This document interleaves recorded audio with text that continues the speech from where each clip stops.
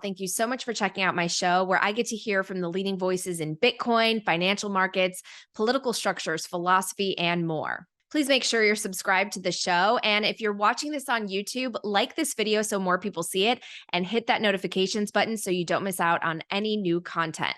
This podcast does not provide financial advice. It is for educational and entertainment purposes only. So make sure you always do your own research before making any financial decisions and be aware of your risk tolerance. I'm able to produce this show thanks to my sponsors, and I'm very picky about who I choose to partner with. So I hope you'll take the time to listen to the ad reads throughout the show. All right, now to my main partner, Swan Bitcoin. I'm proud to partner with Swan because it is a Bitcoin-only company focused on helping people save for their future and self-custody their Bitcoin, not trade it.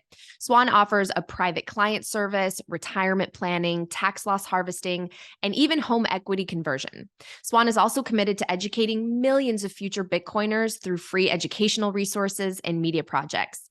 I actually use Swan to dollar cost average every day. I deposit a little bit every day that's equivalent to what I might spend on a meal, because I actually read that dollar cost averaging daily ends up with a lower cost basis than weekly or bi-monthly at the end of a given year.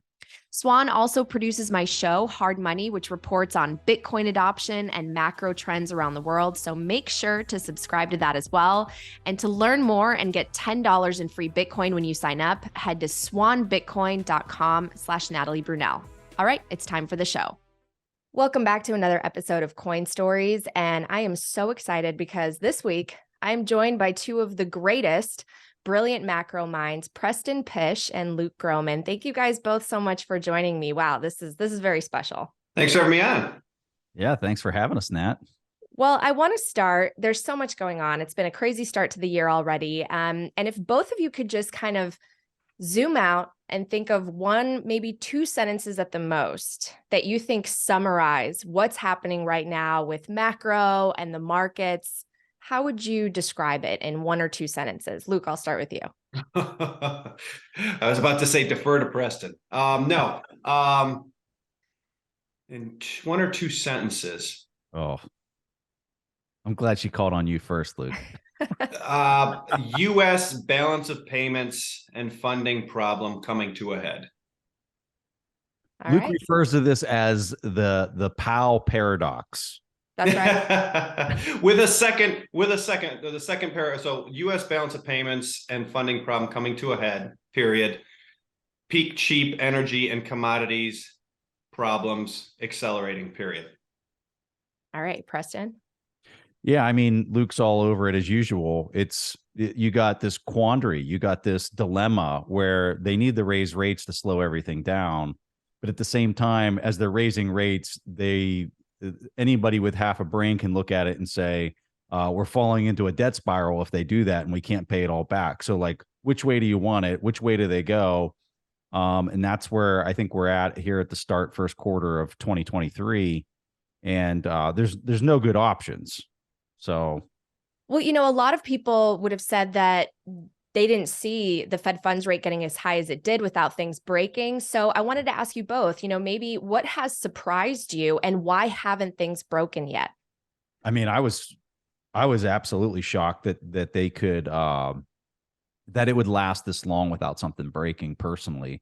Looking back at it, the fact that they raised as fast as they did and as back to back as they did, is kind of the reason why you had it. It's like the Wile E. Coyote running off the cliff kind of thing. Because it happened so quickly, I think they were able to get away with it. But I think the thing that nobody's talking about right now is because they raised it so much, the impact of what they're piercing with such a high raise in the, maybe in 6 months from now might be the real impact that you're seeing, because you can't do anything without there being some type of consequence. And I would suggest that maybe that's the consequence that's not being talked about right now. That Wile E. Coyote comparison makes me think of, Luke, what you say, the fall, and you're falling and you say, so far so good, right? You haven't hit the ground yet, but.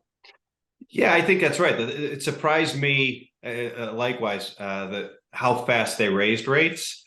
And then the other thing that surprised me was that I was watching for the Fed to pivot. I put a quote up that Phil Knight, the former CEO of Nike, said back in 2000 when talking about Tiger Woods. He said everybody was looking for the next Michael Jordan on the basketball court, but he was walking up the fairway.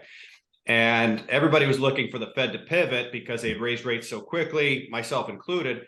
And I think what everybody missed, I noticed it at the time, but I, in hindsight, didn't give it enough weight until more recently, was that Yellen pivoted in October 2022. And you can see that in the dollar, you can see that in the Treasury market, you can see that in equity markets, you can see that in a variety of liquidity metrics, you can see that sort of across the board that basically, and you can see the obvious thing she did in terms of running down the TGA to inject more dollar liquidity that was actually offsetting the tightening the Fed was doing in the fourth quarter of 2022 and into earlier this year.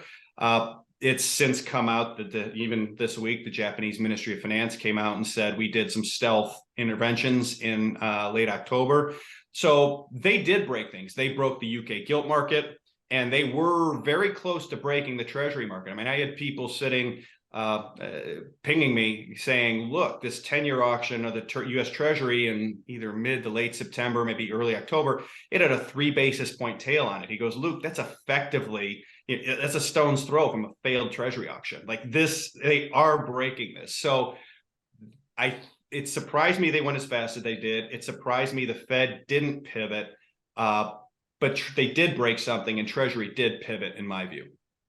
Well, let's talk a little bit more about that, because the last time we heard from Powell, he said that conditions have tightened, but conditions are very loose right now, arguably as loose as they were before they started tapering. So he said that inflation is coming down, and we have seen more liquidity in the last few months. Can you kind of break down how that's happening and how, mainstream media is maybe a little bit, they're maybe missing the mark when it comes to what's actually happening behind the scenes with the Treasury increasing their borrowing in the first quarter and tax receipts falling? Why else would they be borrowing more? So things are not as rosy as they seem, and how Powell's trying to, paint them.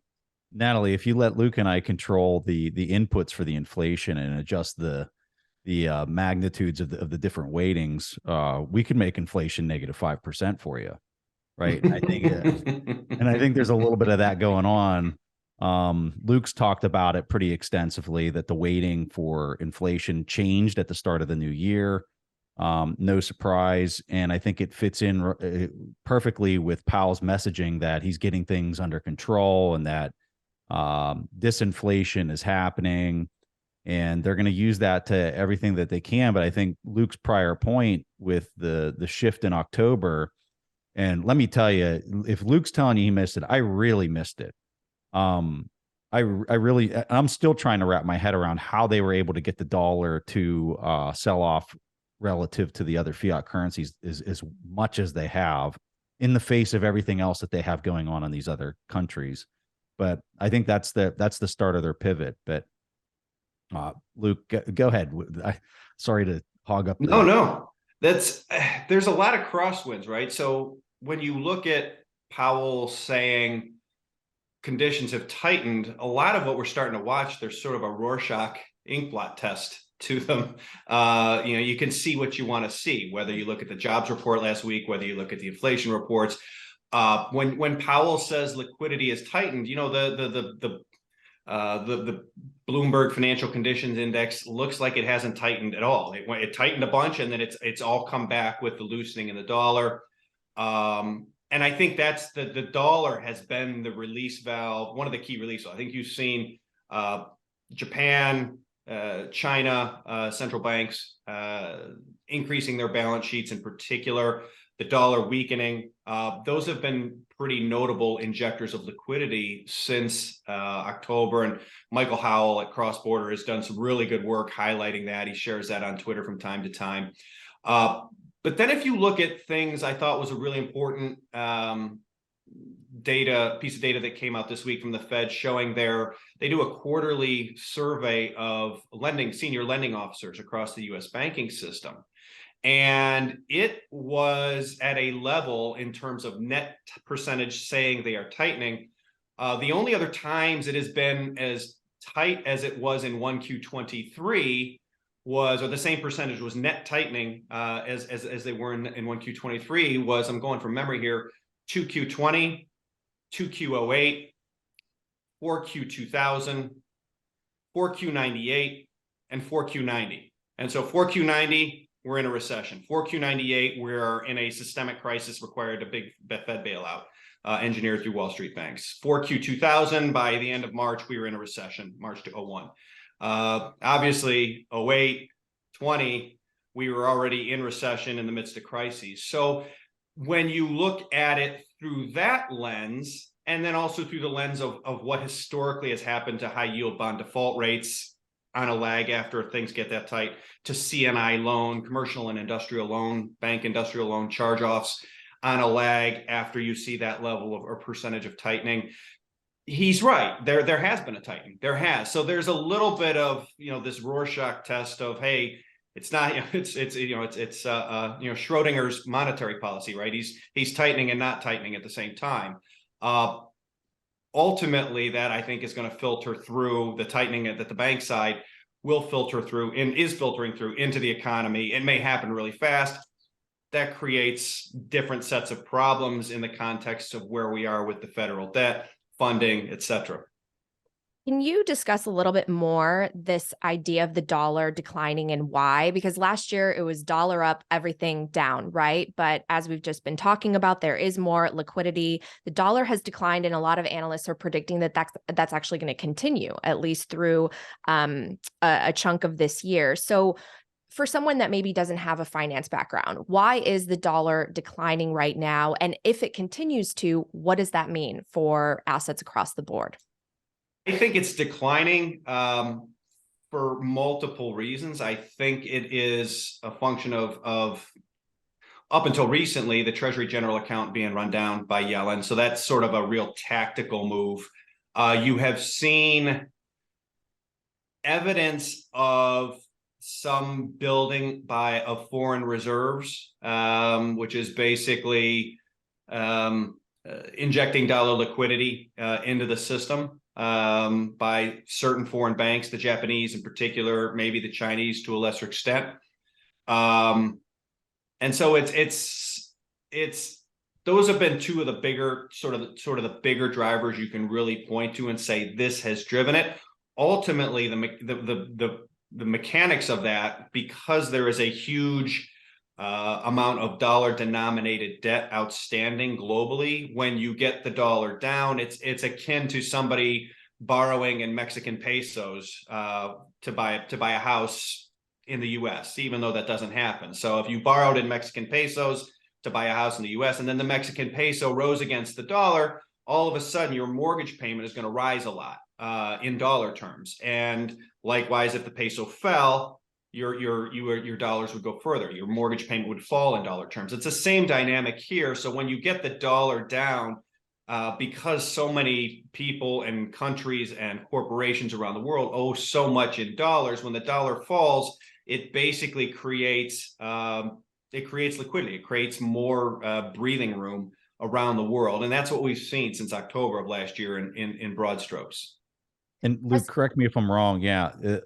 When you look at the Treasury market over in Japan and you FX hedge it, and you look at the spreads between there and everywhere else in the world, even though those yields that you're looking at, in nominal terms look really low and look like there would be nothing to be captured there, when you FX hedge it, when you hedge it against the currency, what you get is actually a pretty significant premium in yield terms relative to everywhere else in the world. So, Luke, I think that's one of your arguments, and some other people out there that are making as far as why the dollar has sold off.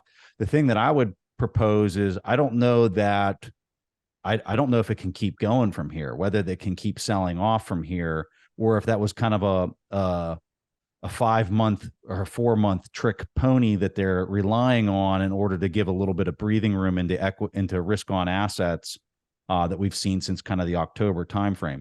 To me, it looks like, I like to personally look at like the global M2, where I combine all the M2 of all the different major countries around the world. And when you look at that, when the dollar was bidding, you saw the global M2 coming down pretty drastically. It went down about 8% on a global scale.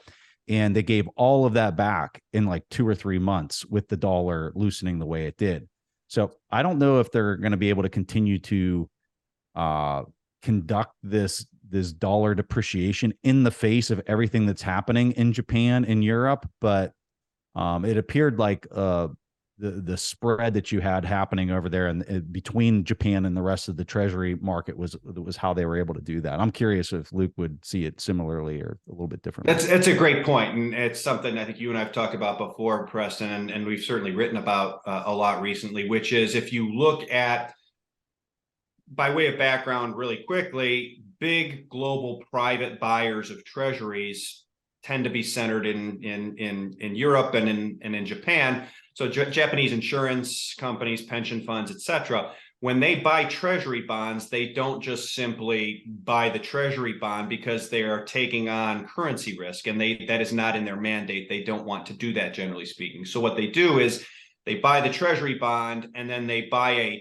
a dollar hedge, which nets against the coupon they get for owning that bond. And as long as that is a positive number, that's a good deal for them. The problem is that due to a number of factors, but one of the biggest being the dollar got so strong last year, FX hedging costs for the dollar rose so significantly that as of, I want to say 2 weeks ago, for a Japanese institution to buy an FX hedged 10-year treasury, they would actually get a negative 1% return, negative 1% coupon, excuse me. So the FX hedging costs for the dollar were completely eroding the coupon they were getting on the 10-year treasury, even though the 10-year treasury coupon at whatever, we'll say it was 3.5%, dwarfed the 25 and now 50 basis point coupon they were getting on their domestic 10-year JGB. And so when you look at the relative FX hedged return coupon of the 10-year treasury for a Japanese institution at negative, well, I think it was negative 200 basis points recently, versus a 50 basis point annual coupon for a JGB, you end up with an incentive, a pretty powerful incentive. You're going to get paid 250 basis points as a Japanese institution to take your money out of treasuries, sell dollars, buy yen. And I think Preston, I think you're exactly right. There was an element of that ongoing. Now, what's really interesting is despite the fact that the dollar fell as sharply as it did, those FX hedging costs actually stayed flat to went up a bit for the Japanese. They'd improve modestly sequentially for the Europeans, but they're still pretty negative, where there's still a pretty big yield pickup on 10-year German bunds relative to FX hedged treasury yields last I checked. So there's two elements to FX movements, relative FX valuations, right? There's relative rates, and then there's capital flows. And on the surface, relative rates look like it's all in the US's favor, but you have to look at it for the private sector FX hedge. And on an FX hedge basis, it's still very much in favor of these other countries. And that suggests the capital flows are in favor of greater US depreciation, US dollar depreciation, all else equal. But there's a lot of other moving parts that may not mean that all else is still equal, to Preston's point. Right. Well, obviously, dollar down is generally good for risk on assets. It's been good for equities. We've seen sort of a bear market rally for stocks as well as Bitcoin. But, I love that saying that markets don't generally bottom before a recession. So this might be a little bit of a relief before we see more pain ahead. So can you kind of share your take? Because right now in the landscape of macro analysis, I see everything from we're about to hit a cliff and everything's going to crash to we're about to have a melt up. We're going to have all-time high S&P, even higher than what we saw in the height of money printing. And I mean, it seems like if you look at history, we've always kind of chopped along in the middle and been able to kick the can down the road longer than most people expect. I would say, interestingly, that those are your two base case options. Like there is no middle ground, that when you get to debt to GDP as high as it is in the US, and I pick on the US because the US is the reserve currency issuer. Our debt is the collateral underpinning everything else. When our debt to GDP is at 125%, when our deficits are at 8% of GDP at the height of the economic cycle, which is absolutely incredible, what that implies is that mild recession is not an option. It's mathematically not going to happen. If you have a mild recession, you are going to have a significant uptick in Treasury issuance, in debt, into already elevated deficits, into insufficient global balance sheet to buy treasuries, and you're going to get the one side of that binary outcome that you just described, which is off the cliff. The flip side is that if they get the dollar down enough, if the Fed comes back and renews QE, if foreign trading partners renew QE somehow on behalf of the US by growing dollar reserves, however they do that, however more dollar liquidity is injected, that too then feeds on itself, because the US is running $2 trillion plus deficits at the peak of the cycle, and with unemployment at 3.5%. So now if you get the dollar down, you quickly get into a 1968, which was the last time we saw a setup like this. 1968 and 2019 were the last two times we had a gap between unemployment so low and deficits so high. So basically, if the dollar is going down one way or another, those deficits amount to effective money printing, high powered money injections into the US, and by virtue of us being the global reserve currency, the world economy. And so you end up with this very binary outcome of you're either going to go off the cliff, or you're going to have 6, 10, 12% CPI inflation or more. And there is no middle ground. This soft landing, mild recession debate, I think I don't think it's either option is mathematically possible any longer. Preston, do you have anything to weigh in on that? Well, people cringe when they hear somebody say this analogy to the 1929, early 1930s.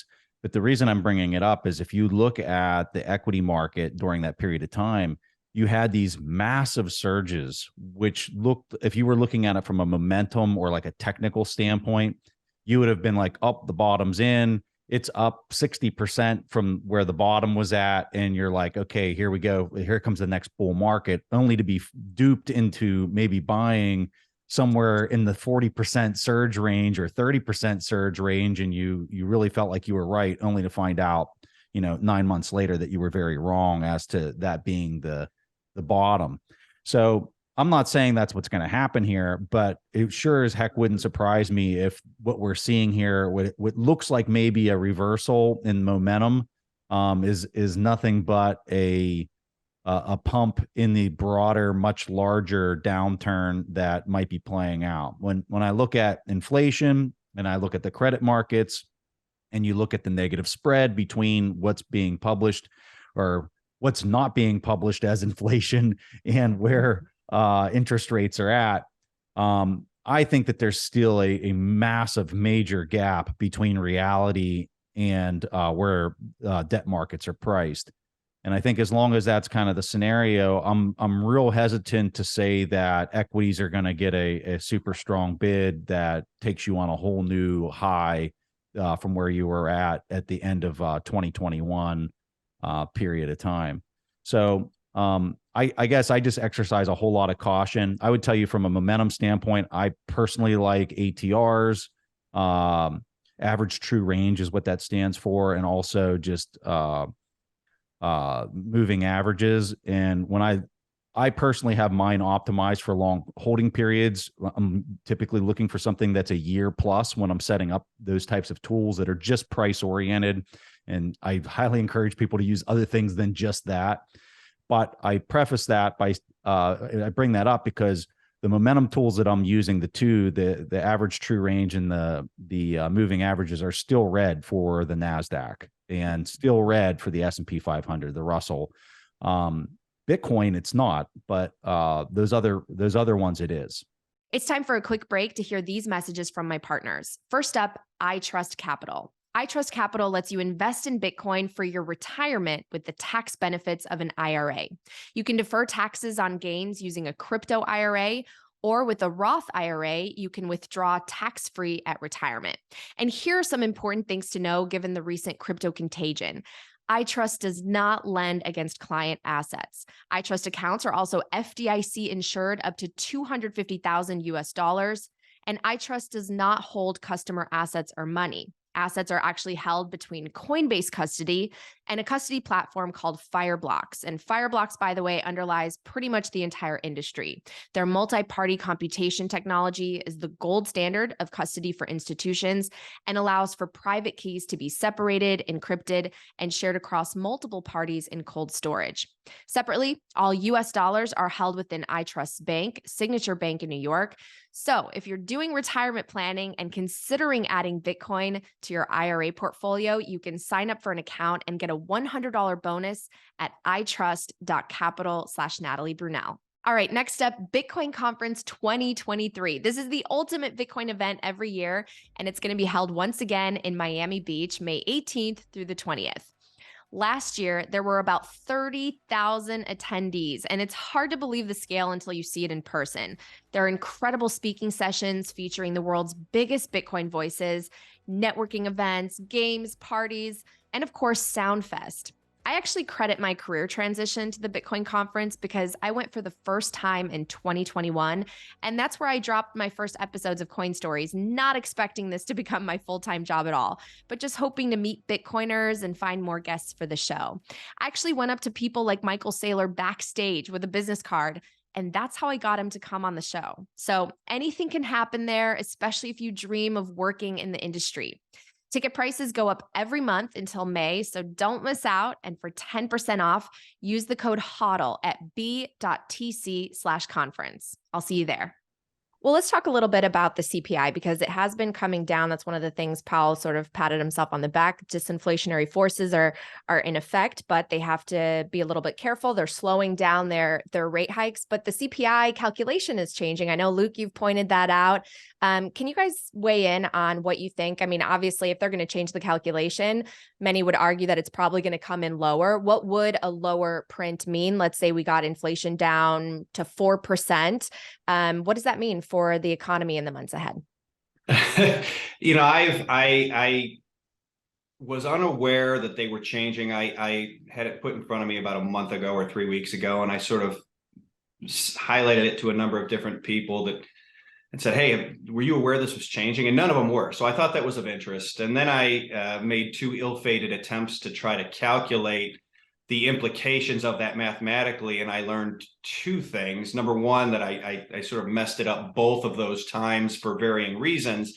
And two, spending a couple hours down the CPI calculation rabbit hole, you realize how easy it is to goal seek those numbers. Mm-hmm. And so from that point, I stopped trying to, because it really is, there's some people that do really good jobs of trying to sort of back into how they calculate. It's a full-time job, career to do that. If you do that, and there's services that can provide that for you.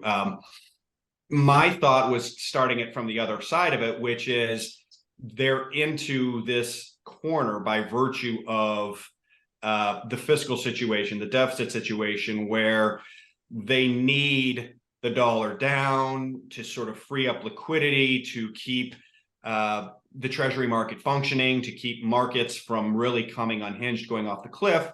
However, they have not gotten inflation down to levels requisite to be able to weaken the dollar off, because ultimately on a lag, weakening dollar is going to drive inflation back up. And so my thought is simply, look, if you have a choice between option one, you keep tightening and you go off the cliff, that's not good, because it has Treasury functioning, US market, global systemic implications. Everyone says, hey, Powell doesn't want to be the next Arthur Burns, and I totally agree with that. But very few people are going, Yellen doesn't want to be the first Treasury to oversee a technical default in the US. And that's the kind of thing she would be faced with if Powell just keeps tightening and the dollar just keeps going. So that's not a good option. The other option, too, of like, hey, let's weaken the dollar to improve Treasury market functioning, it's robbing Peter to pay to Paul in a way of speaking, because now you're going to get greater liquidity. The Treasury market is going to function better. You're going to have really good auctions, which, oh, by the way, we had great auctions in January after bad auctions in September and October. They got the dollar goes down.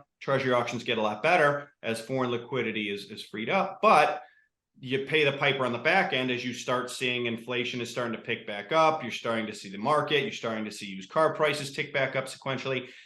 that is going to reverberate back into a problem in the bond market as well. So given unsavory option number one, unsavory option number two, my thought was, well, they'll just choose three, which is fudge the CPI data. And that allows Powell to say, hey, I did it. And I'm not saying it's got to be huge. I just think they are going to ensure that the data are going to come in below expectations in coming months. And that allows Powell to say, okay, it's moving in the right direction. That calms down volatility in the Treasury market. That keeps at least a little bit of downward pressure on the dollar, which prevents some of these systemic issues. That gets some of the animal spirits going. It's credibility for Powell. It's sort of a win-win-win. And then you just have to sort of, deal with the American public with, who you're going to believe, me or your own lying eyes. And to be blunt, we've seen a number of exercises where, who you're going to believe, me or your own lying eyes over the last 20 years. You can get, most of the people to believe you rather than their own lying eyes. So I think that's the direction they're going to go. It's a little tinfoil hatty, but I also think there's a little bit realpolitik too. I think it just is when you get cornered, when governments get cornered, powerful governments, this is what they do. This is not a United States thing. This goes back in history, back to the Romans. So that's the tact I think they're going to take, but I'm going to be very interested to see how it goes from here. And I think most people know that it's being rebaselined. So if you're sitting there and you're kind of managing that metric, why not go big, right? Like, why not just adjust it? Everybody's expecting you to adjust it and to bring it in low. So like, just meet their expectations, I guess. I think most of your consumers already just think that all of it's just a bunch of BS as far as, right? So like, you don't have to worry about them. They already think it's BS. And then I think the credit markets, I think they do price off of the CPI. I think that they just buy into the lie. Mm-hmm. Yeah, they'll go with wherever it goes. Yeah. It's interesting too, because even the jobs reports, the labor market, they claim that it's so strong. I believe in the State of the Union, they were saying that Biden added, 800,000 jobs and it was historic, but a lot of those jobs were just coming back in from, the pandemic. And then I think, Luke, you've pointed out in your research, I mean, people have gone on disability, people have passed away. There are some underlying factors to some of these numbers. And so I want to talk to you about the labor market for a second, because essentially Powell's trying to destroy, he's trying to increase unemployment, and that hasn't happened yet. We got a very strong jobs report. Is it as strong as they claim it to be? Why or why not? Here, it's another one of these sort of, Schrodinger's economic series, right? It's Schrodinger's job market. It's both super strong and weak at the same time, right? I mean, U.S. tax receipts, or U.S. Treasury receipts, fact, were down in November and December. 50% of U.S. Treasury receipts are individual tax returns. So how can the labor market be good? Corporate earnings are down. So it's not the corporate side. It's not individual. Where is it coming from? And I think part of it is what I termed a friend of mine today. It's a California problem, right? If you look over in the second half of last year, the California's, I think in May of last year, the California treasurer or controller came out and said, we're going to run $100 billion surplus. Mm-hmm. And by like September, they came out and they said, well, it's actually a $25 billion deficit next year. And the swing factor, I'm going to misquote these numbers, so bear with me, but it's basically an extreme version of the 80-20 rule. It was like 1% of California tax returns were responsible for 49% of California tax receipts. And, wow. And he specifically said heavily slanted towards stocks, equity comp, options, and real estate. So I think what we're watching in the labor market is some element of that problem being represented across the country. The top 5% of U.S. taxpayers pay 60% of the individual tax payments, 30% of overall. And these people, a lot of them, they don't make most of their money hourly or even annually. Most of it is sort of variable incentive comp based on equity markets or other asset markets. And the asset markets had a terrible year last year. So I think you're in this weird time where overall, I think the labor market is still tight. I think it's very tight in some areas, a little less tight in others. But I think the aggregate labor wage market has loosened pretty notably by virtue of what happened with some of these tech layoffs, and more importantly, what happened with equity prices and asset prices last year. Well, it's also interesting to see that they paint it as really rosy. They project strength in this market, but car repossessions are up. Everyone's credit card debt is skyrocketing. I mean, Preston, you sometimes call this out, right? It's like they claim that everything's okay, but when you look under the surface and you just look at the average life of an American person, it's harder and harder to just afford life for an average family. The middle class gone. Yeah. The thing that I typically beat on when I'm talking on this particular topic is nobody owns anything. Everybody's just a debt slave. They're working to try to pay off that debt. The debt seems to get larger and larger, especially as interest rates are now going up for the first time in many people's lives that are working. And it's a result of when you manipulate the currency, when you step into credit markets and you manipulate the prices. And then when you do it aggressively for the last 10 years, because they've always been kind of doing this, but in the last 10 years, they've been aggressively doing this. What the actual impact is you have consolidation of enterprise. You have the consolidation of equity into the hands of a few individuals that own all that equity. And then your supply chains get consolidated. So no biodiversity. I love how you talked about that. There's no biodiversity. And then all of a sudden everybody's like, well, why is it so hard for me to get this piece or part? Well, because you don't have 10 suppliers of that piece and part. So that's what's happening in the background. And meanwhile, you have things like ChatGPT and all this technology that's rolling out because money's free and it's getting shoved into the Googles and the Microsofts and all these companies that are then plowing that back into becoming more efficient through technology. And now you got programmers that can ask ChatGPT to write them a program that would have taken them 10 days. And now all of a sudden you don't need 5 programmers. You need 1 programmer. Mm-hmm. These are the things that are happening, but they're happening. I think it's really hard for a lot of people to wrap their head around the magnitude on a macro scale of like what that means, especially over decades, because it happens a little slower. But here we are, and it's really starting to have an impact, and we're starting to see that play out on a global scale. And so, you were at the start of the show, you were asking about like themes of like where we're at and kind of where we see things going. I think one of the things that few people are talking about, well, I mean, they're talking about it, but I don't know that we really fully understand the ramifications from an inflation standpoint, is if China actually is coming back online. And from what I'm seeing from like shipping numbers and things like that, it kind of appears that it is. When you have them now demanding on these scarce resources and commodities and products and services, what does that do to the price as you're selling this disinflation narrative that's running around? So I guess my concern is really kind of in the second half of this year. I don't know that they're going to be able to claim or hide the idea that they've got inflation under control. And if that's true, boy, oh boy, that's going to be a pretty interesting scenario for them to try to manage, because they have tried so hard to try to bring all this under control by sucking the demand out of the system. But again, everybody's ignoring what I think is the elephant in the room, which is the supply side is fundamentally broke through decades of manipulation. Mm-hmm. Both of you have talked about this idea of the debt doom loop. And I was wondering if you could walk us through the math, and either one of you can start on this or both of you weigh in, but talk to me like I'm totally clueless. I know maybe simple math, but walk me through it. What is the debt doom loop and where are we at in it?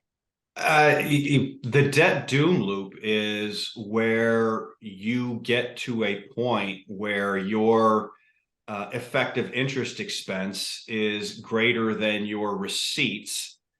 And so now you have to try to run a negative real interest rate, effectively print money, depreciate the currency, however that is accomplished, to cover the difference.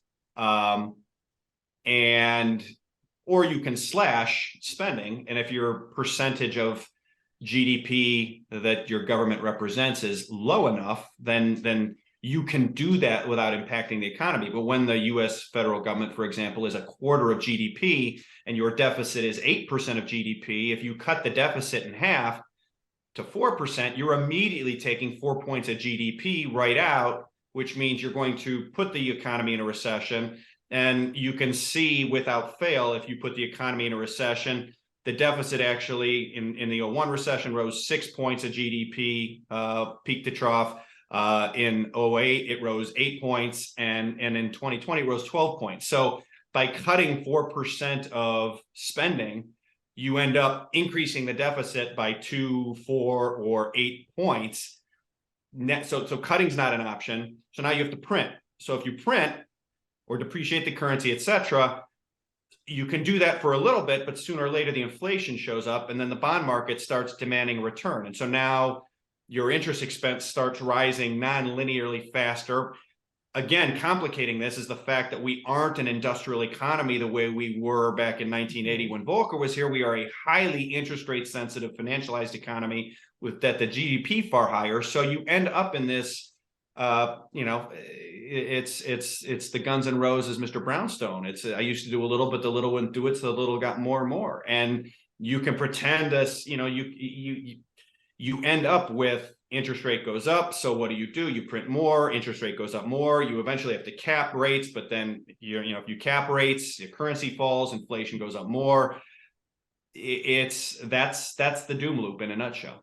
I mean, isn't it just so sad that we've done this to ourselves? I mean, obviously policymakers, central bankers didn't have the foresight decades ago to make the right decisions that might have been more painful in the short term, but economically would have made us stronger in the long term, which clearly now, unfortunately, we still have so many politicians that don't even understand basic economics and the direction that they are taking us in. I mean, it must be crazy for you guys especially to watch. Natalie, they're totally incentivized to not understand it. Yeah. And if they do understand it, they're incentivized to act like they don't understand it. So yeah, and to simply describe it, I would just say I think everybody's familiar with the personal scenario where your credit cards are maxed out and you can't even afford to pay the interest on them anymore.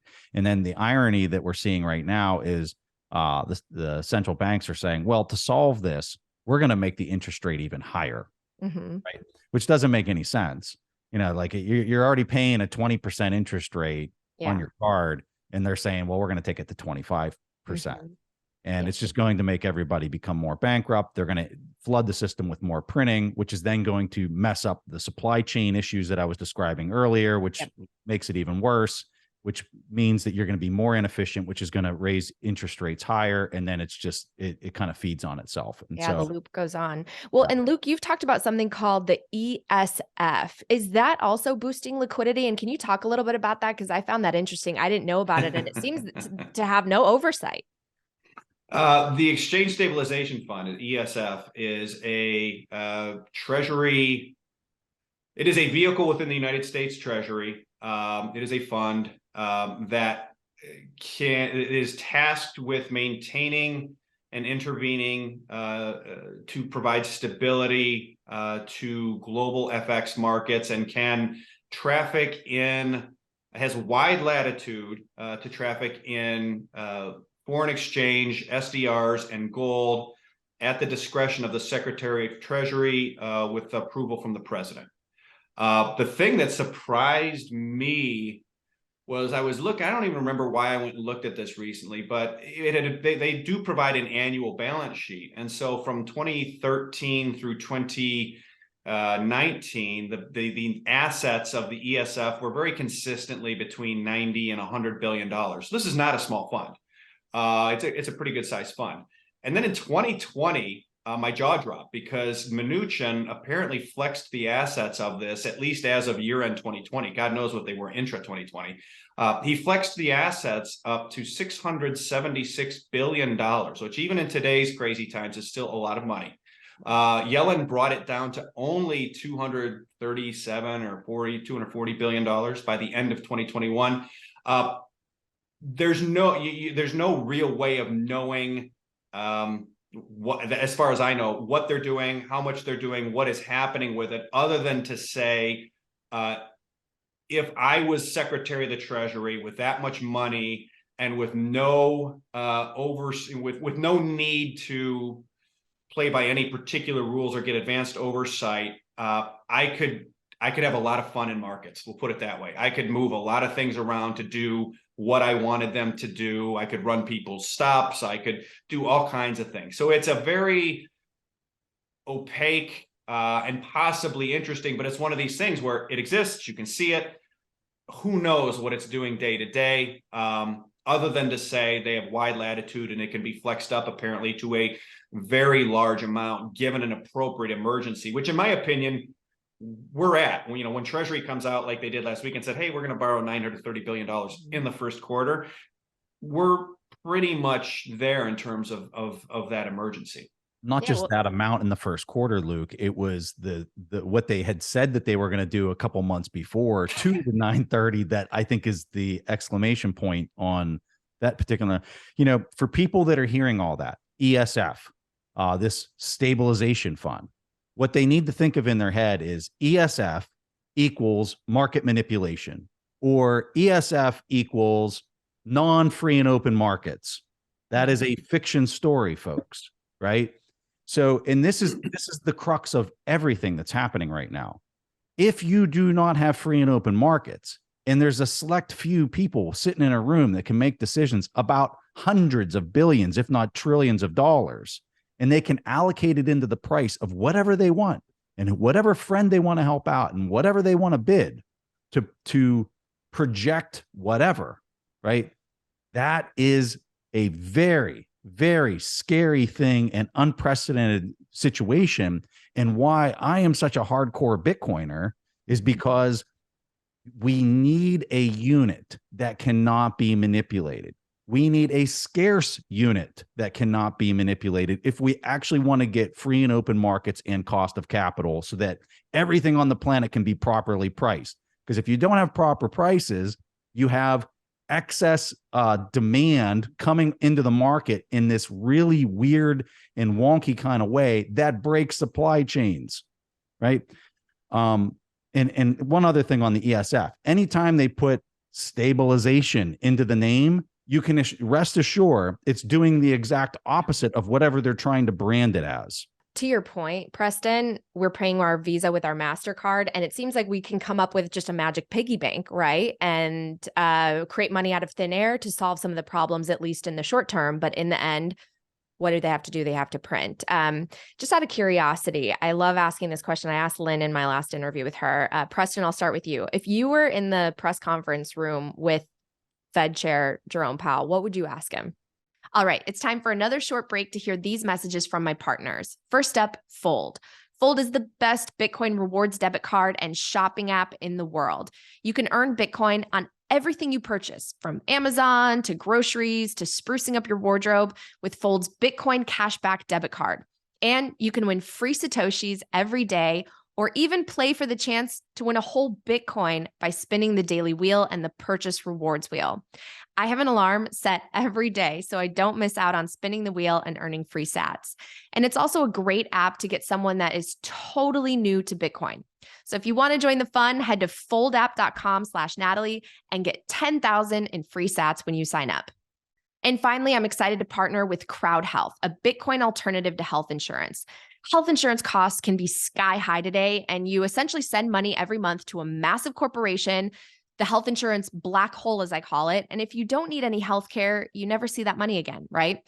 But if you do need to go to a doctor, you end up having to pay even more out of pocket, especially if you end up as one of the 20% of claims on average that aren't covered. With CrowdHealth, you pay a small monthly fee that goes into an account that you actually accrue over time and is yours to use or keep if you ever leave. You can even save that money in Bitcoin. CrowdHealth is all about community, and the community crowdfunds everyone's healthcare. So if something does happen or you have a doctor visit, CrowdHealth will negotiate down the medical bill much lower than what insurance would be, and then the community helps you cover it. And in return, you help others cover their needs. For more information, you can head to joincrowdhealth.com/Natalie. And if you use promo code Natalie, you get 6 months for $99. All right, back to the show. Fed Chair Jerome Powell, what would you ask him? Oh my God. How do you put up with yourself? How do you look at yourself in the mirror each morning? I think would be my first question. It's kind of a I look at the question as you're not going to get a straight answer. He cannot give you a straight answer. So any question that's being asked in that room, you're going to be lied to if it's actually going to uncover the farce of them behind the green curtain, right? So I guess I'm not really answering your question, but what I guess what I'm getting at is they have to put on a performance. Mm-hmm. They cannot allow the truth to come out as to what it is that they're doing in the market manipulation that they're performing, because the entire thing is a farce.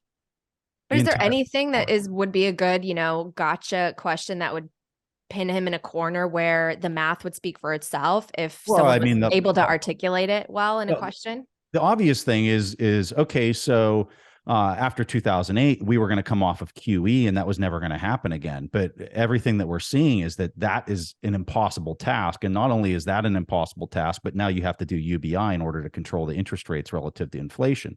So how in the world are you possibly ever going to get that under control in the timeline when everything points to it only getting worse, right? A question like that, there's no way he can answer that, and he won't answer that. But I mean, that's the elephant in the room, as far as I'm concerned, is like, there's no way that they can get this under control. So, how can you possibly prove that you are when each step is taking us further and further down the rabbit hole of further indebtedness and more clown world? Right. Luke, what would you ask him?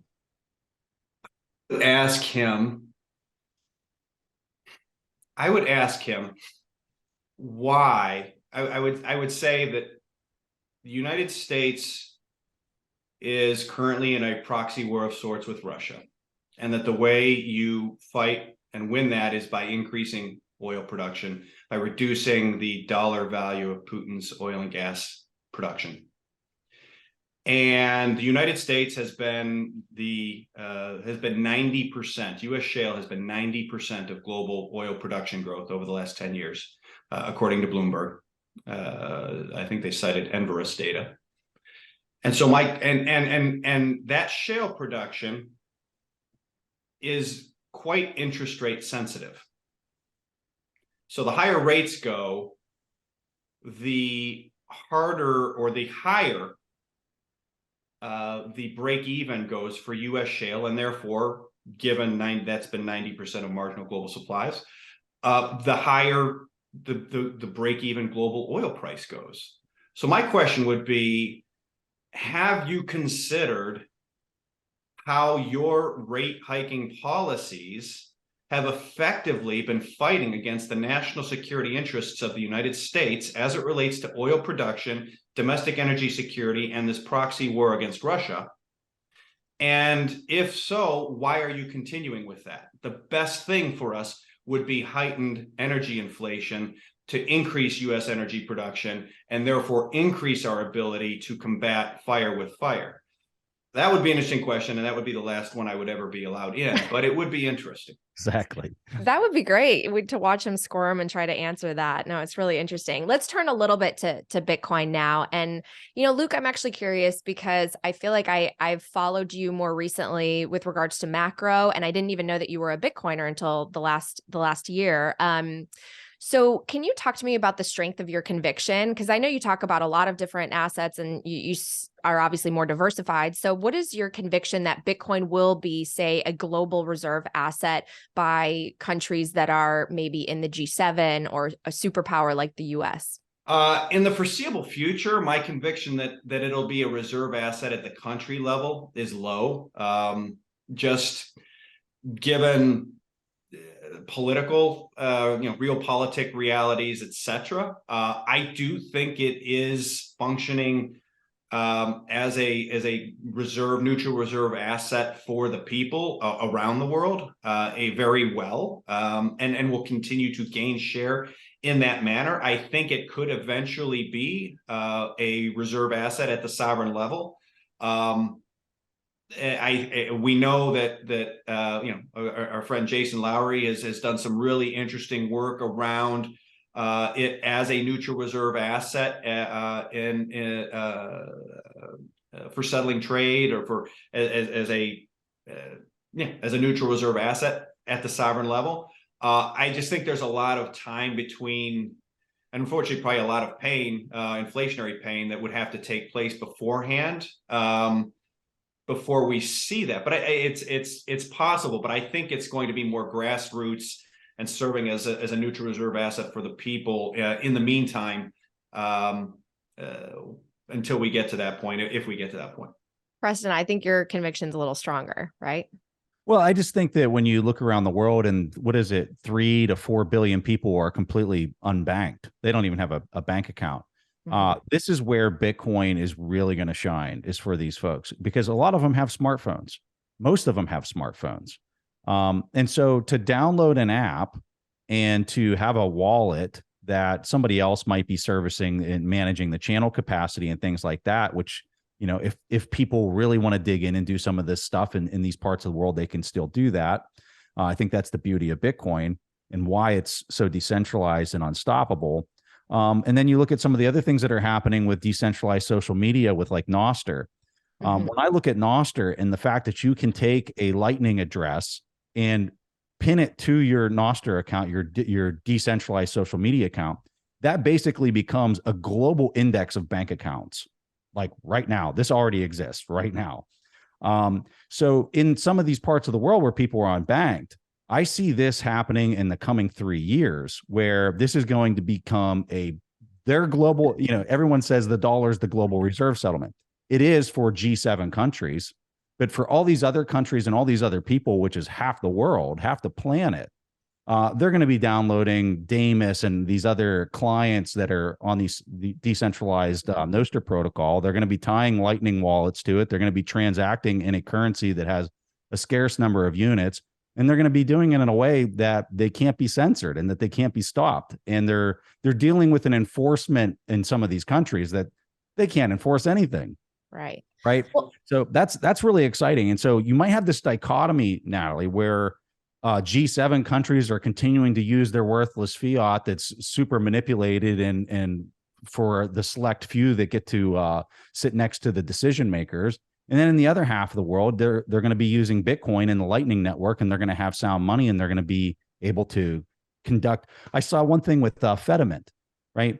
Community right at the bottom of their app, and they're able to do freelance work and get paid in sats immediately when they're done with their task, right then and there, immediately settled right into their wallet. That's an insanely powerful thing that I think Westerners, ignorant Westerners, privileged Westerners don't understand for a second. And I think it's going to take the world by storm. Yeah. And one thing that's inspiring that I've been covering this week for Hard Money is you don't even need a smartphone. You can actually do it also via SMS. You can adopt Bitcoin and transact person to person, trustless, permissionless. And that's what's needed in so many parts of the world.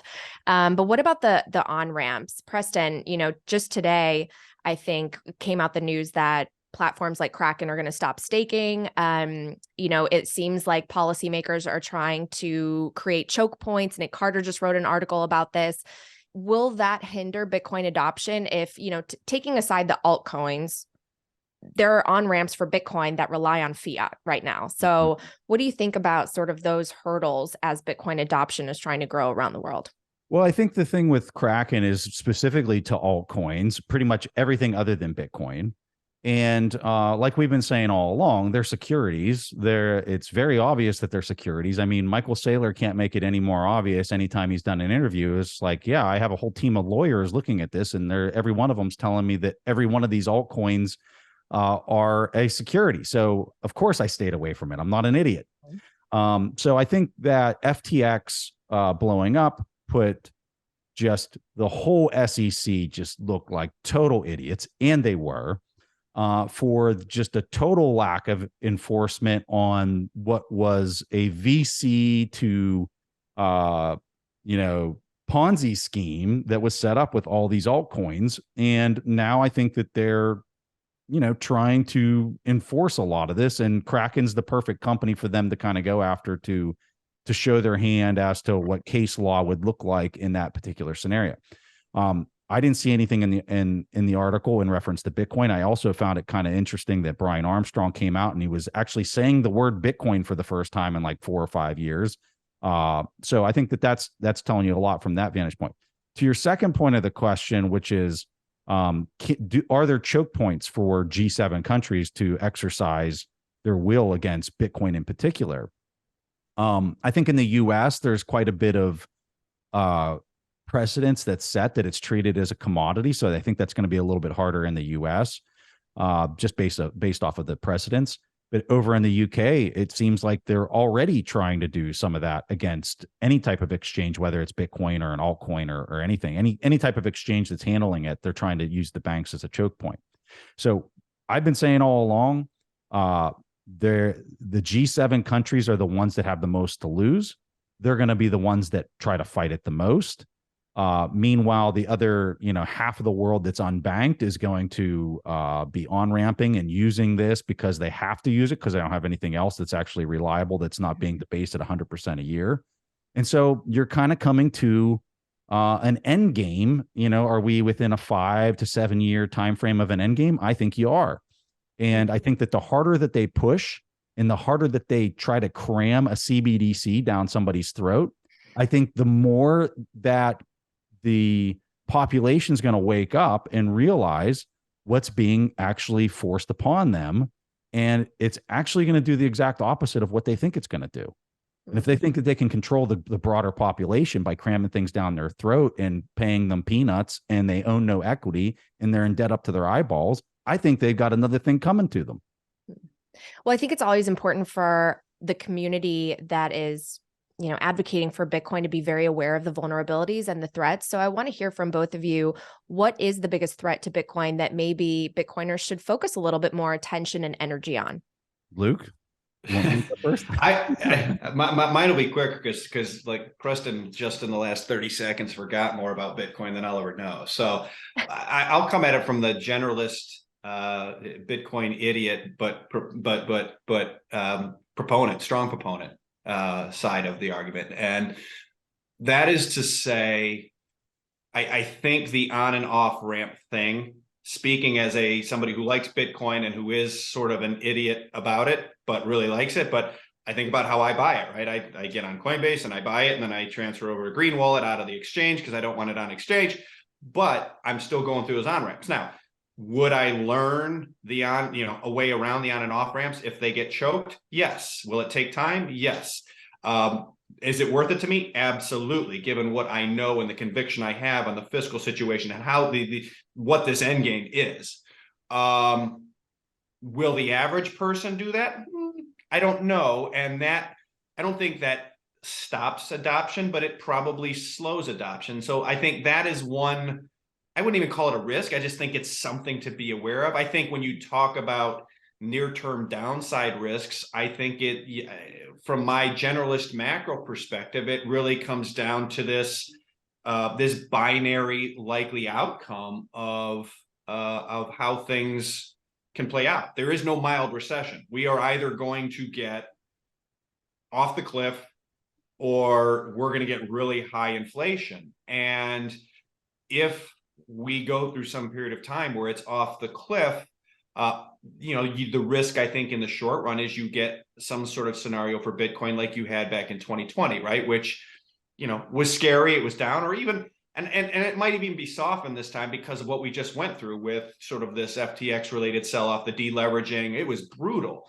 But that to me is, hey, there is this macro related risk where if policymakers make a mistake, or if they decide it's even a good idea that, to go off the cliff because they think they'll be the last one to hit the ground, then that to me is a risk. It doesn't change my view. I deal with that personally, just in sort of positioning and waiting and maintaining some cash and liquidity. And then I don't really, I don't trade on leverage, and I don't worry about it other than that. Why do you call yourself an idiot when it comes to Bitcoin? I feel like you must be really well read in this topic if you're going to invest in it. I know, Justin, like, to me, I look at it and I've read enough to see, to me, the attraction is the proof of work and energy connection. To me, the first principle is energy has to be accounted for properly. You have to pay value for energy. And we've been in a system where one party, the US, can print money for energy, the most valuable substance known to man. And that is not a sustainable system to have one priority able to print money for energy, issue debt at negative real rates relative to energy. And Bitcoin is a solution to that. And so, like, people who I really respect, Preston, yourself, Lynn, like, they've kind of talked me through sometimes multiple times, here's why, here's why this works, or here's why a 21 million is finite, and all these sort of things that they're just not really my bailiwick. And that's why I refer to myself as an idiot on that stuff.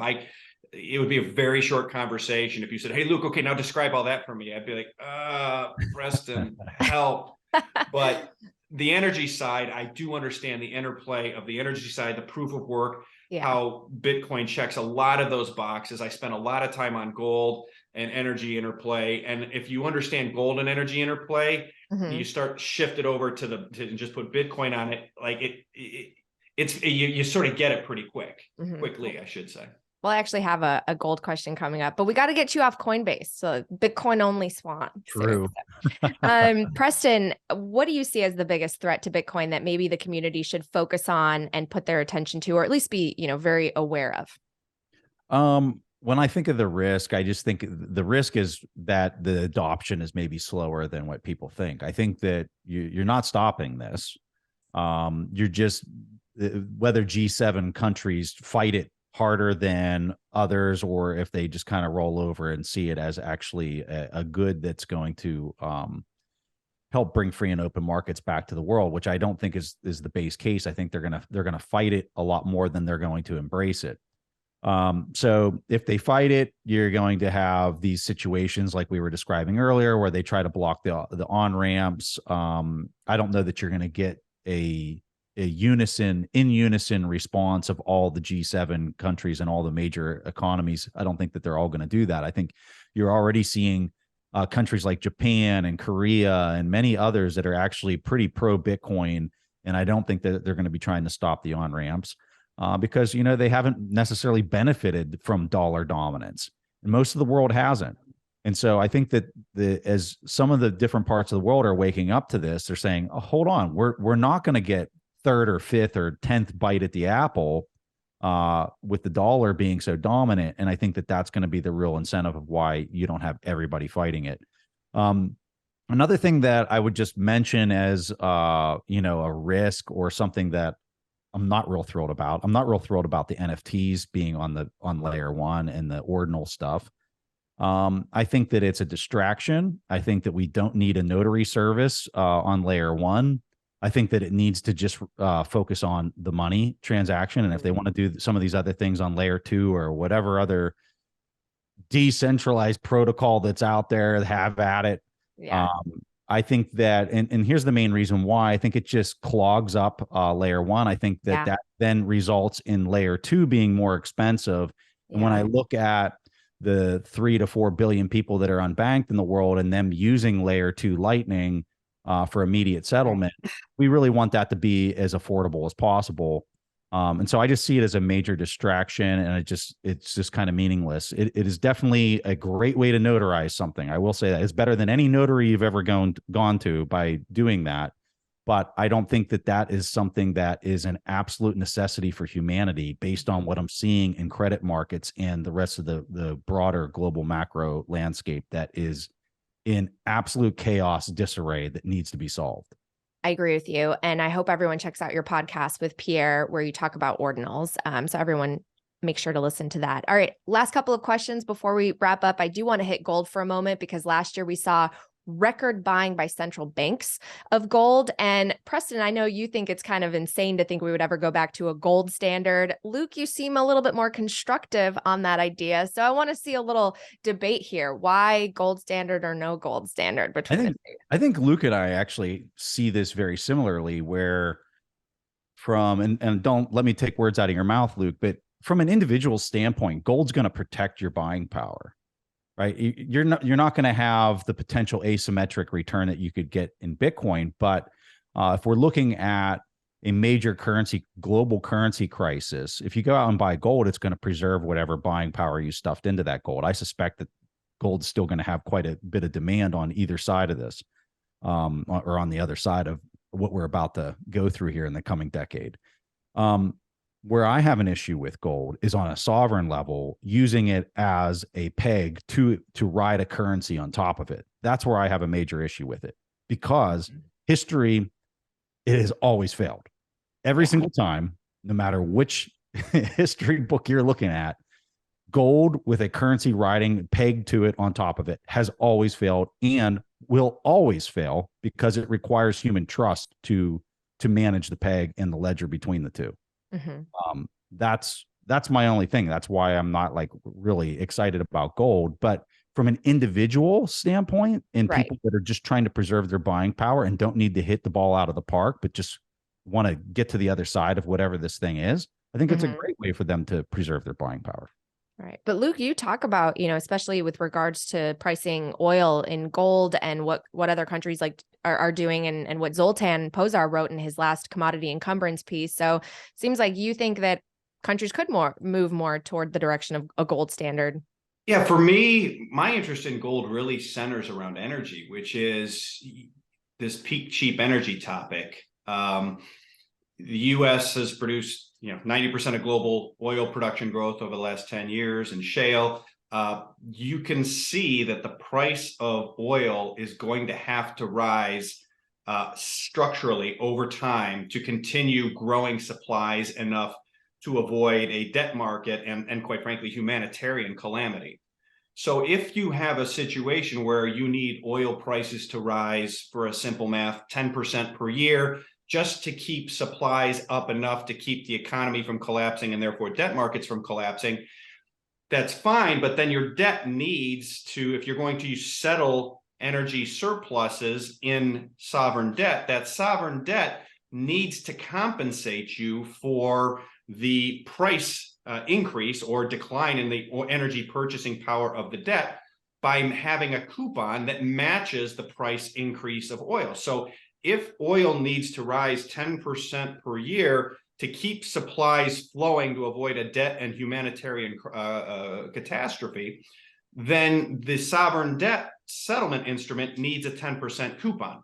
The problem is Western sovereign debt and U.S. debt in particular can't afford that. That blows up. That'd be $3 trillion in pro forma interest expense. Anyway, okay, so we can't afford that. So you need to shift the settlement of energy, specifically commodities more broadly, to a neutral reserve asset that can expand to absorb, be made big enough to absorb that. And so historically, gold has been controlled in part by the unallocated expansion, or the expansion of unallocated gold derivatives centered in London, to a lesser extent New York. It's been a very valid criticism of the Bitcoin community that gold has these expansion of these derivatives and therefore it's manipulated and it's much harder to do with Bitcoin. It's absolutely a valid criticism. It absolutely, as structured, makes Bitcoin pound for pound better on that facet particularly. But as the system stands now, global central banks have gold on their balance sheet. If there needs to be even an interim solution or final, or sort of end solution to this, the gold looks like the best candidate in the foreseeable future. And I think that's what we're seeing with central banks, where they're going, look, I can go back 100 years. And in 1920, and I'm, again, this might be off a little bit, but it's generally the same. An ounce of gold bought me 25 barrels of oil. And today it buys me about 25 barrels of oil. And Treasury bonds in 1970 bought me, I don't know, oil was $2 and Treasury bond was $1,000 face value, right? So they bought me 500 barrels of oil. And today at 80, it buys me 12 or 13. And so that's the problem, I think, ultimately, that is fundamentally driving central bank adoption of the first level, right? And then the second level is this global sovereign debt crisis, which is the Western reserve currency nations and trade blocs can't float their debt levels without negative real rates. And so you sort of come at it from two separate ways. And at both points, at least, the only neutral reserve asset on central bank balance sheets that they can easily buy at the moment is gold. And I think ultimately we are heading towards some sort of gold repricing event where, we wake up over a weekend or over a month or over 6 months, akin to what we saw in 73, 74, right? In 1973, 74, oil went up 400% in 6 months. And by virtue of doing that, the oil market was made big enough in dollar terms to, sort of essentially backstop the U.S. Treasury market, the U.S. dollar. And I think this time around, I agree with Preston, pegging gold to a currency is a really bad idea. The solution is pegging gold to a unit of oil after upstepping at one time, right? So right now it's 25 barrels an ounce. You rearrange, you move the gold around to whoever it has to go to, because, this is a political thing. This isn't just sort of, hedge funds, shooting at each other. Everyone gets the amount of gold they need to have. And then somebody says, a big oil producer, two big oil producers would really, one is all it would take, two for sure. We now value gold at 100 barrels an ounce, 200, 400, 500 barrels an ounce. Boom.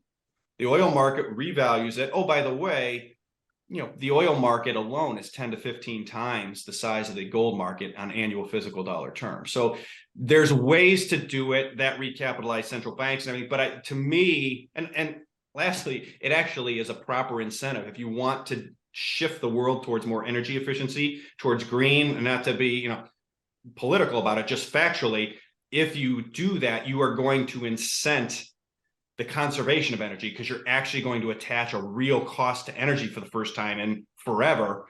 And that will then force that's a proper incentive for some of these ESG and green stuff that some people want to do. So to me, it's pay gold to energy, upsize gold one time. And so that's why I'm excited about gold. Wow, it's interesting. Preston, you raised your hand. Yeah. I just want to piggyback on what Luke's saying, because I completely agree with what he's talking about here. He's talking about a country that is a net producer, and how are they going to get paid for their excess when the sovereign market, the Treasury market, is just such a disaster, and you're getting negative spreads, and everybody knows where they're going with paper currencies. So gold makes sense, right? Like if I'm a net producer of oil or natural gas, I will accept gold, but you better darn well believe I'm not accepting paper gold. I am accepting physical settlement, and only physical settlement. Now, where this runs into an issue, and especially if you're the person on the receiving end of that gold that you're exporting your oil, it doesn't happen quickly. You have to melt it down, like all of these things.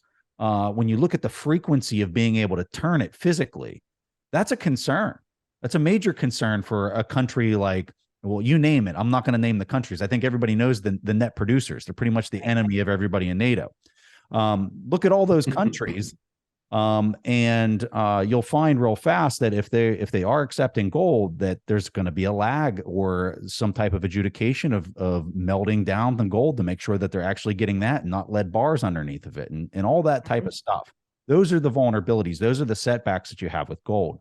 I know if I was a world leader of a net producing country, it makes sense to not put all your eggs in one basket with respect to what type of form of payment you're receiving. So maybe for them, it makes sense to accept 10% or 20% in Bitcoin, especially for how asymmetric their return would be, and the rest in gold, which would then offset the frequency of turn that they have for gold.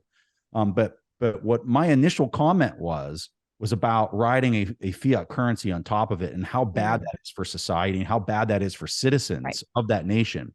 But what Luke's talking about is settlement between nation states for excess production of commodities and services that they're providing to the world. Well, speaking of not putting your eggs in one basket, this is a good place to ask you both something that actually people requested when I put out a tweet saying I was interviewing you. With these very volatile times, sort of a secular shift toward commodities with all the shortages, how would you invest as a 25 to 45-year-old right now? How would you diversify? And then maybe if you're 55 to 75 and older, what's the difference? It wouldn't be in JPEGs of monkeys, I can tell you that. I think we all knew that. For me, it's about balance and low leverage. Because again, nobody knows we can see the setup. We are at extremes on leverage and globalization and stretched supply chains and peak cheap energy and all of these metrics. We are at extremes that we've just never seen before. And you know they're going to snap back at some point, but you don't know when, what that looks like, what causes it. And so I think it's really important to have, and after last year, I don't think you need to spend long on telling young people why not to get over levered, right? Like, don't borrow a bunch of money and buy Bitcoin, houses, anything. Just low leverage, preferably on productive assets. But I think you just want to be balanced. I want some gold, some Bitcoin, some cash, I think right now some short-term treasuries. Again, for liquidity, and you're getting a little bit of a coupon. Some industrial assets, some commodities, some real estate, preferably some productive real estate. I think you kind of want to be across, balanced and low levered across a number of things with a heavy slant, particularly as a younger person, towards an inflationary outcome. Because if you're not levered, you can survive the volatility. You have time to wait, and there are scenarios where this ends in sustained deflation, but they're pretty. Every day that passes that we don't get sort of commercialized nuclear fusion or something like that, the odds of us ending with sustained deflation in fiat currency terms falls every day. It's less and less likely an outcome. So I'll stop there. I would just say that this type of environment that we're in, it incentivizes speculation. When you go back and you look at Weimar Germany in the 1920s, the thing that you learn real fast is everybody became a speculator on anything and everything. That's why you saw these young kids going out and buying pictures of monkeys and trading them for hundreds of thousands of dollars. They became a victim of the environment that they're being forced into, which is the only way you can get ahead is by duping somebody else into being a greater fool than yourself. So I found that to do well in financial markets, you got to do the opposite of the crowd. So you don't want to be doing that. You want to be buying something long term. You want to be amassing it. I know Warren Buffett's almost like a curse word in the Bitcoin community, but he would say in the short term, the market's a voting machine, but in the long term, it's a weighing machine. And so find these things like Luke just named. Those are all the things that you want to own, things that have scarcity to them that are equity based in some sort of way. You want to own those. You want to own them long, especially the ones that have a competitive moat. And obviously, I'm a huge Bitcoiner. I believe that it's going to be near impossible to outperform Bitcoin into the coming 10 years. And so you want to be amassing that as a weighing machine and just keep stacking as much of it as you can. This means that especially for young people, invest in yourself. Go out there, find additional skills, whatever it takes to have a side hustle or whatever you got to do to have disposable income. The problem for a lot of them is they literally have no disposable income. Right. And then the little bit that they have, they're out there speculating to try to get ahead, to find a greater fool. I would tell you, get a side hustle, actually do something productive that's adding value to society, produce some type of disposable income, and then stack it into Bitcoin or something else that's scarce, and then hold it as long as you possibly can because it's a weighing machine in the long run. That's a great point, Preston, too, is that, I think there's a lot of small businesses and entrepreneurial opportunities will be a really good, you can't do it just as a throwaway. It has to be, I think, something you're interested in, something you're good at. But look, I mean, I'm here in Cleveland, Ohio, and you've got plumbers making reportedly $350,000, Exactly. more than investment bankers. And with a lot of job security, other trades are in short supply. I think small businesses are a very good place to be. Investing yourself is a very good place to be in what looks to be a pretty, over time, structurally inflationary environment. And you can learn anything on YouTube. You can learn anything, and then do it 100 times, and you're going to be the expert, right? Everybody's told you have to go down this path of becoming a Wall Street financial banker, right? Because that's what pays the money. No. Look where everybody else isn't at and double down on it. Teach yourself, go out there. I'm not a big fan of fake it till you make it, but there is a little bit of that you got to do to sometimes break through. And I think there's plenty of opportunities out there if people are willing to get their hands dirty and really kind of do some digging. But you got to be thirsty to want it. Yeah, we're all self-taught in Bitcoin, and I'm self-taught in finance, so I appreciate the patience of legends like both of you who helped me down the rabbit hole of learning about all these things like balance of payments and things like that.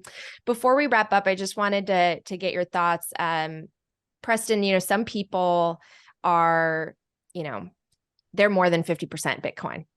And maybe they're 25 to 45, and maybe they're older and just say, this is the best asymmetric bet. I don't see how it could fail. It's definitely going to 100,000. Do you think that that's a wise decision? I mean, some of the people that watch this, listen to this, are 50 to 95% Bitcoin allocated. A lot of that question comes down to their earnings capacity. So if you're a person that has a significant amount of disposable income, and whatever that source is that's bringing that in is completely unaffected by Bitcoin, you have the ability to make up for a potential mistake if you are wrong, right? So I think when a person has a very substantial position size, their ability to recoup it, combined with whatever their if you live in the lap of luxury because you're making a ton of money, well, you might not want to have as big of a position size. But if you're the type of person that really kind of has a really simple lifestyle and you have a lot of earnings capacity, you can afford to have a bigger position size. I think anybody who has a big position size has to match it with just tons of research and knowledge, because that's the only way you're going to have conviction with something that has this much volatility. Like the Bitcoin volatility is 80% annually, something like that. And, if you think you're going to have a substantial position size with something with that much volatility, and you're not backing it up with a lot of education, you're going to get wrecked, plain and simple. Right. At least in the short term, for sure. Yeah, you're not going to be able to handle it. So I think that there's some things there for people to consider. Mm-hmm. And I would finalize the statement with this. If what we're saying is right, that this would become a global settlement layer, you don't have to have a significant position size for it to have tremendous effects. So if you decide to go out and have a massive position size, you almost have to ask yourself, why? Why are you trying to leap 100x from whatever your net worth is today? By doing that and assuming that much risk. That's a really interesting take. I really appreciate that. Luke, I wanted to ask you, the last time we talked, it was early fall of last year. And you said that time, the following year, 2023, you predicted double-digit CPI. Do you still think we're going to get there? And if so, how? If not, why not? Yes, I still think we're going to get there, whether it will be in the official numbers or not. I would have to make an adjustment based on the CPI changes. But I do think my case was we were going to get a sequential weakening in inflation, and then starting, by, some point this year, a reacceleration that I think would, go out in double digits. I think that is still good. I just don't know if it's going to be reported as such, but I do think whatever they do report will be accelerating versus where we are now by the end of this year. And the reason I think that is you have structural problems that are getting worse. Labor market, where you've got these job openings, and some of these job openings, as you alluded to earlier, we've written about recently. You have 7 million Americans have gone on disability in the last 10 years, 3 to 4 million in just the last 3 years. You've had 800,000 Americans sadly die of drug overdoses just since 2010. Obviously, a lot of those people are not coming back to the workforce. So that's almost 8 million Americans out of the workforce likely in just the last 12 years. So there's a structural element. And then you have skills mismatches. You have not enough trades, aging of the trades. You've got peak cheap energy and commodities. You have now, at the time we didn't realize it, but now, or it wasn't part of my case, but now you have China coming back online, which is likely to stress both of those dynamics. And then really overlaying that, which was a key part of why I thought you were going to get that acceleration, is the US fiscal situation is absolutely getting more critical. If anything, it's happening faster than I thought per the $900+ billion borrowing, Treasury borrowing number last week. The Fed's gonna have to come in, Treasury's gonna have to pivot. There's gonna have to be more dollar liquidity to avoid a truly systemic Treasury global market economic outcome. And they may gnash their teeth, they may jawbone, they may not like it, but in the end, they're going to have to do it. And that is ultimately when you start talking about the amounts of liquidity needed and involved, overlaid with these bottlenecks at the labor, material, trade, China. I think absolutely you're going to get a reacceleration in inflation as we get into the back half of this year. Are you technically a contrarian, Luke? I've that's what the people on Twitter that are nice call me. I have trolls that call me a lot worse. I tend to take a contrarian view on things, but for me, it has to be evidence-based, where I'm like the big ugly catfish sitting down at the bottom of the Ohio River, just waiting for crap to float down. And like, I'll find enough stuff that sort of gets my interest, and then I lay it out on a table and not know what I'm looking for per se. And where I get interested is when I can say, okay, gosh, there's really a whole bunch of evidence supporting, outcome X, and consensus, as best as I'm able to discern it, is that, the outcome is consensus is 180 degrees opposite of outcome X is where people are positioned. Then that's where I really like to be a contrarian. I don't necessarily like to start from contrarian off the top, but probably maybe a little bit. I start off the top, I guess. I don't know. Well, you have a very good track record. I want to thank you both. You've given me more time than you should have. So thank you so much. Any final takeaways for people out there who obviously have sort of different backgrounds when it comes to both what they do, maybe their knowledge of Bitcoin and the world of markets? What's your final takeaway?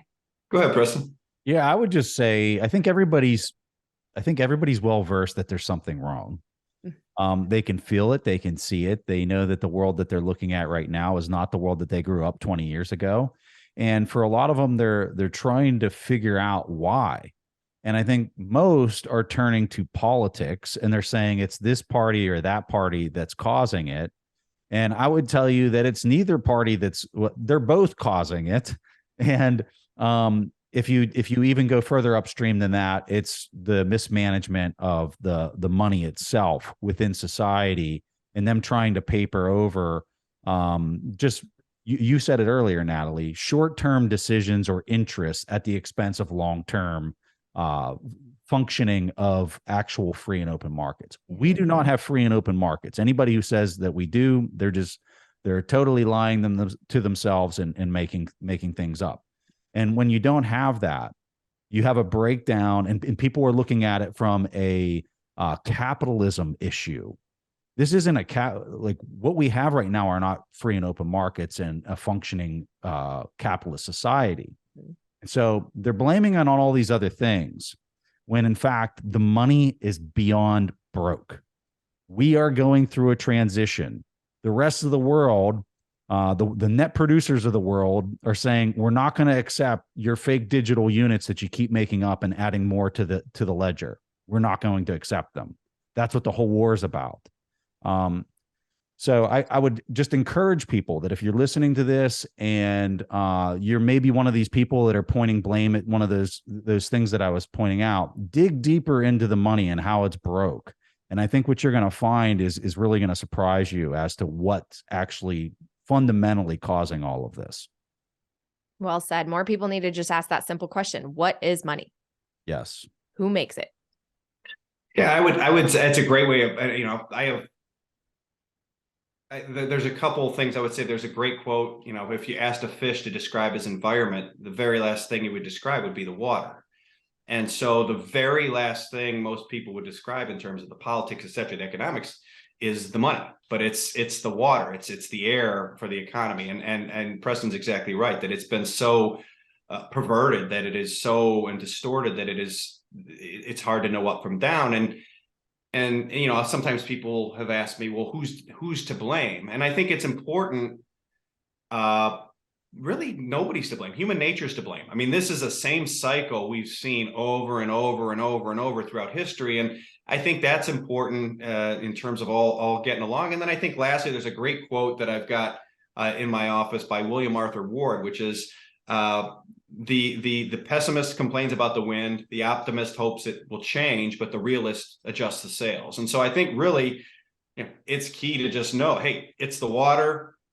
It's happened before. Really, nobody's to blame. It's just human nature. And hey, we just have to keep adjusting the sails, and things, hope for the best. And I think things will work out all right. Very true. A lot of us have adjusted our sails to Bitcoin, and we're going to ride that boat, because we know that the other one's the Titanic, right? So thank you so much for your time. I really, really appreciate it. Everyone, check out Preston's podcast. I'm going to link it below. Check out Luke's newsletter and research. I'm going to link that below as well. And thank you both. I hope to see you both soon. Thanks for having us on. Thanks, Natalie. Great seeing you, Luke. You too, Preston. Take care, my friend. Thank you so much for checking out this show. Again, make sure you're subscribed so you don't miss out on any new content. And I love to hear your feedback. Leave a comment or send me an email at natalie@talkingbitcoin.com. Let me know what you think, if you have guest suggestions, and I'll see you next time.